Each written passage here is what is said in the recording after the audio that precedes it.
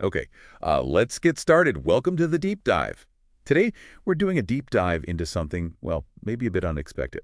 We're connecting mathematics, like the abstract stuff, with food security. Really practical. Yeah, it's a fascinating link. We're looking at this piece. It's titled Food Security Differentiation, Modeling Sugar Crystallization. Hmm. Kind of gives the game away right there in the title, doesn't It it? really does. And our mission, really, is to show you how the math you might be learning right now, Mm. things like differentiation, integration, hmm how they actually pop up in the real world, Yeah. specifically in something fundamental to food security, which is sugar crystallization. Exactly. So if you're maybe sitting in a calculus class looking at derivatives, integrals, and thinking, okay, fine, but where does this actually matter? Well, this is a really solid example. Right. So this source, it jumps right in. It talks about using mathematical models and specifically focusing on rates of change, differentiation, to understand how sugar crystals form, Mm-hmm. how they grow, which seems simple, maybe, but it's critical. When we talk differentiation in calculus, we're fundamentally looking at rates, yeah? How quickly something changes compared to something else. And it's quite amazing to see how these, abstract mathematical rates are just so important in a physical process like this. We're not just talking about making like pretty sugar crystals for decoration. No. This is vital for things like texture in sweets, but also shelf life. So many processed foods rely on controlling this. The rate sugar crystals form at, how fast they grow, even how they might dissolve again. Yeah, those rates, they're everything for the final product. Okay, so let me get this straight. That math concept, finding the rate of change, the speed, Yeah. that directly tells you something about controlling, say, the size of the sugar crystals. Precisely. Because size impacts texture, obviously. Absolutely. If crystals grow too fast or maybe too slow, you can get a grainy feel when you want smooth. Right, gritty. Yeah. Or issues with clumping, which messes up how things are processed and it affects storage, shelf life, stability. So, modeling the rate with differentiation helps scientists, food scientists, figure out why problems happen and then how to tweak things. Like temperature or concentration. Exactly. Temperature, concentration, how much you stir it, adjust those to get the rate you want, and, well, hopefully the crystal size and distribution you need. Okay, that makes a lot more sense now.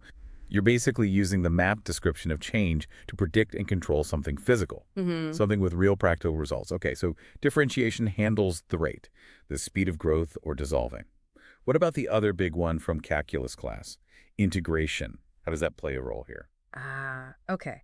So if differentiation is like looking at the speed at one specific moment, integration is about adding things up. It's about the total accumulation over time. Accumulation. So in sugar crystallization, you'd use integration if you wanted to know, say, the total amount of sugar that's turned solid after maybe an hour of processing, Yeah. or the total mass of crystals you've got in a whole batch. Yeah. Oh, okay. So if you know the rate crystals are forming over time, and that's the differentiation bit, then integration lets you sum all that up to find the total yield, the total sugar you get out at the end. You got it. Exactly. And that's huge for manufacturing, for efficiency. hmm If companies know the potential yield, they can optimize how big the batches are, predict the output better, cut down on waste. Yeah, that makes sense. It's like taking all those tiny rates of change second by second and just summing them all up over the whole process time to get the final result, the total crystal mass. It really drives home that the math you're learning isn't just abstract manipulation, finding the slope of a line on a graph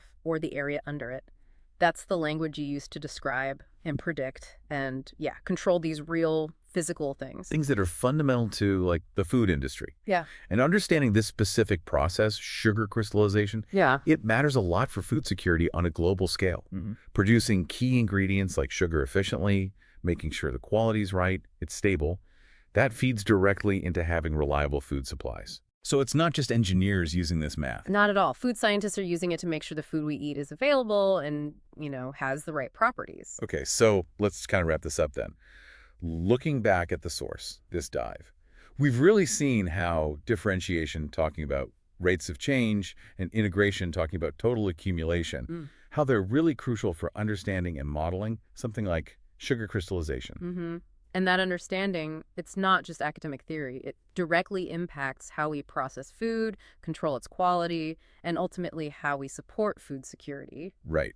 Using this kind of math analysis lets us get beyond just, trying things out randomly. Yeah, less trial and error, more robust, predictable methods, which is pretty essential if we want to feed everyone reliably. It definitely makes you think differently about those calculus problems, doesn't it? They're not just exercises, they're like keys, tools to unlock understanding in all sorts of areas: Mm, finance, engineering, and yeah, even the sugar you might have in your coffee. exactly. Which leads to a final thought, maybe for you listening. Where else? Where else might these powerful mathematical tools you're learning be quietly working behind the scenes, shaping things around you in ways you just haven't thought about yet? Just